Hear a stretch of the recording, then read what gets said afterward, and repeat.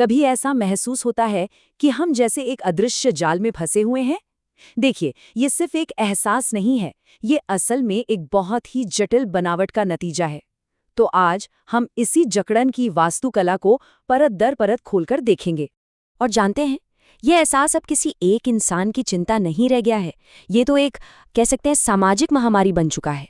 और ये एक बहुत ज़रूरी बात बताता है कि अगर कोई फंसा हुआ महसूस कर रहा है तो शायद समस्या उस इंसान में नहीं बल्कि उस दुनिया में है जिसमें हम सब जी रहे हैं। तो इस पूरी बनावट को समझने के लिए हम इसे 3 खास परतों में देखेंगे। पहली परत है हमारे अपने दिमाग की डिफ़ॉल्ट सेटिंग्स। दूसरी परत है वो डिजिटल पिंजरा जो हमें घेरे हुए हैं। और तीसरी वो सामाजिक आर्थिक ढांचा जिसमें हम सब रहते हैं। तो चलिए शुरुआत करते हैं सबसे अंदरूनी परत से। तो हमारी पड़ताल की पहली परत, सबसे अंदरूनी, यानी हमारा अपना दिमाग। सवाल ये है कि आखिर वो कौन सी दिमागी सेटिंग्स हैं जो हमें आगे बढ़ने से रोकती हैं और हमें एक ही जगह पर फंसा हुआ महसूस कराती हैं। इसकी जड़ में ना एक मनोवैज्ञानिक सिद्धांत है जिसे कहते हैं सीखी हुई लाचारी।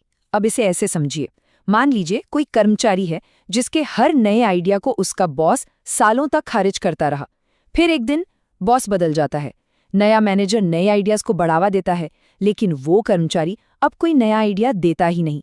उसने मन में ये बिठा लिया है कि कोशिश करना बेकार है। बस यही है सीखी हुई लाचारी। जब हम बार बार नाकाम होने के बाद उम्मीद ही छोड़ देते हैं, तब भी जब हालात बदल चुके हों। लेकिन यहाँ एक और भी गहरा सच है। जो नया न्यूरोसाइंस है ना, वो बताता है कि पैसिव रहना यानी निष्क्रिय रहना ये हमारे दिमाग की डिफ़ॉल्ट सेटिंग है। हमारा दिमाग असल में एनर्जी बचाने के लिए बना है। एक्टिव होना और चीज़ों को कंट्रोल करना ये एक ऐसा हुनर है जिसे हमें बाकायदा सीखना पड़ता है। तो इसका मतलब क्या हुआ? फंसा हुआ महसूस करना हमारी कोई कमी नहीं है, बल्कि ये इस बात का इशारा है कि हमारे दिमाग का जो कंट्रोल सिस्टम है वो एक्टिवेट नहीं हो पाया है। अच्छा, हमारी दिमागी बनावट का एक और दिलचस्प हिस्सा है हेडोनिक ट्रेडमिल। ये कुछ ऐसा है, सोचिए किसी को प्रमोशन मिला, वो कुछ हफ्तों तक बहुत खुश है, सब बढ़िया है, लेकिन फिर कुछ महीनों बाद वही काम नॉर्मल लगने लगता है और अब वो अगली बड़ी चीज़ का इंतजार कर रहा है। मतलब बड़ी से बड़ी खुशी भी हमें कुछ समय बाद हमारी नॉर्मल वाली फीलिंग पर वापस ले आती है। हम लगातार दौड़ते रहते हैं लेकिन असल में पहुंचते कहीं नहीं हैं। और फिर आती हैं हमारी आदतें जो हमें फंसाए रखने में बहुत बड़ा रोल निभाती हैं। देखिए, हर आदत 3 स्टेप्स में बनती है। पहला, एक क्यू यानी कोई संकेत जो दिमाग को चालू कर दे। फिर आता है एक रूटीन जो फिजिकल हो या मेंटल, वो अपने आप चलने लगता है। और आखिर में होता है एक रिवॉर्ड यानी इनाम जो इस पूरे लूप को और पक्का कर देता है। और धीरे धीरे ये पूरा का पूरा प्रोसेस हमारे दिमाग के ऑटो पायलट मोड में चला जाता है और फिर इन आदतों को तोड़ना बहुत ज़्यादा मुश्किल हो जाता है। ठीक है, तो ये थी पहली परत। अब चलते हैं दूसरी परत की तरफ।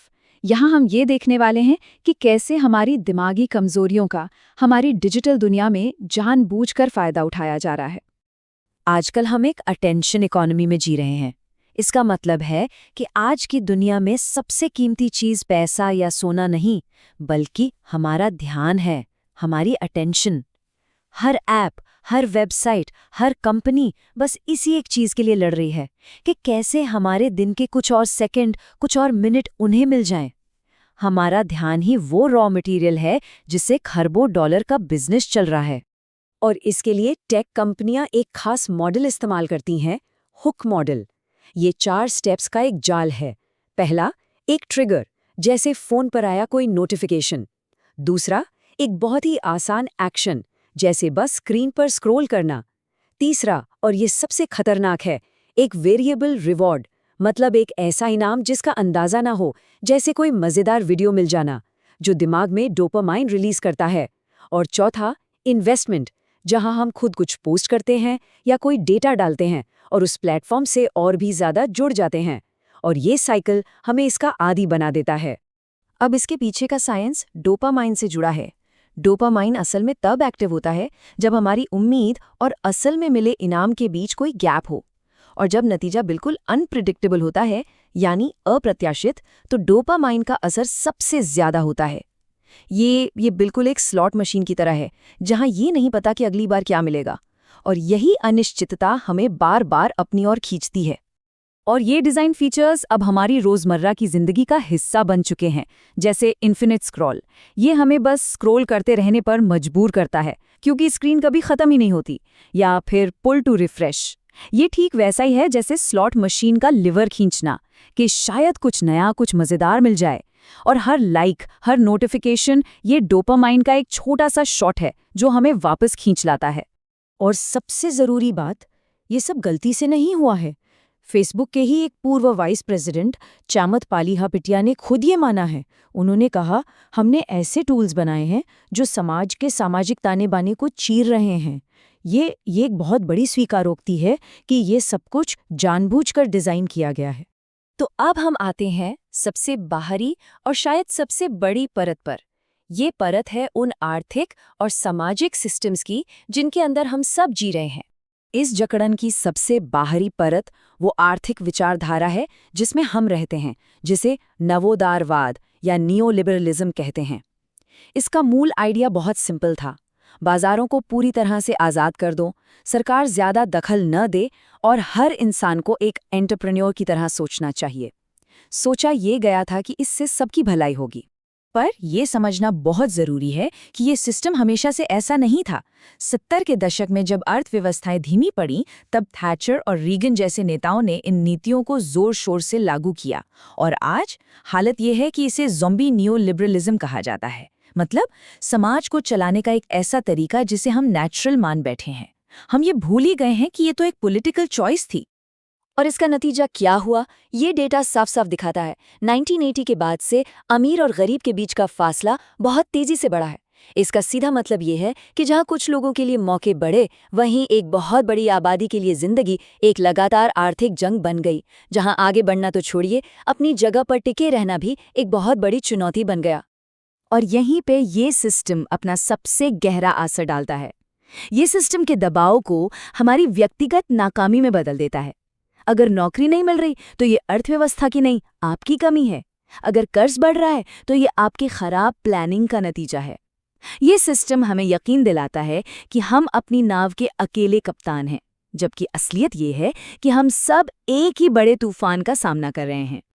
और ये हमें फंसा देता है कमी के जाल में, जिसे स्कैर्सिटी ट्रैप भी कहते हैं। होता यह है कि जब पैसा या वक्त जैसी चीज़ों की कमी होती है, तो हमारा पूरा का पूरा दिमागी जोर बस उसी कमी को पूरा करने में लग जाता है। इस चक्कर में हम अक्सर खराब फैसले ले लेते हैं, जो भविष्य में और भी ज़्यादा कमी पैदा करते हैं। तो ये सिर्फ एक पैसों की समस्या नहीं है, ये एक दिमागी समस्या है जो लोगों को उनकी हालत से बाहर ही नहीं निकलने देती।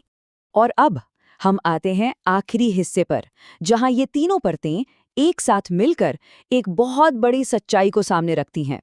तो जब हम इन तीनों परतों को एक साथ रखकर देखते हैं, तो एक बड़ी सच्चाई सामने आती है, और वो ये है कि फंसा हुआ महसूस करना कोई व्यक्तिगत कमी या बीमारी नहीं है, बल्कि ये एक ऐसे माहौल के खिलाफ एक बिल्कुल लॉजिकल, एक स्वाभाविक प्रतिक्रिया है, जिसे बनाया ही ऐसा गया है कि लोग फंसा हुआ महसूस करें।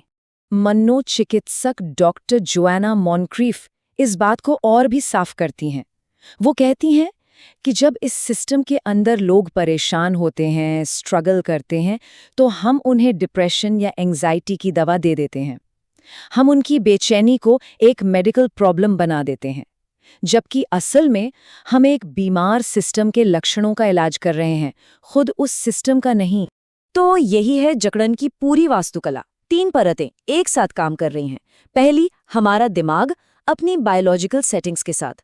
दूसरी, एक डिजिटल दुनिया जो इन्हीं सेटिंग्स का फायदा उठाने के लिए डिजाइन की गई है।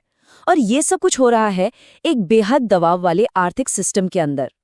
तो ये पूरा विश्लेषण हमें किसी आसान जवाब पर नहीं, बल्कि एक बहुत गहरे सवाल पर लाकर छोड़ता है। सवाल ये है कि फंसा हुआ महसूस करना क्या ये किसी की व्यक्तिगत विफलता है, या फिर इस पूरी वास्तुकला का एक सोचा समझा नतीजा? इस सवाल का जवाब शायद हमारे देखने के नजरिए को हमेशा के लिए बदल सकता है।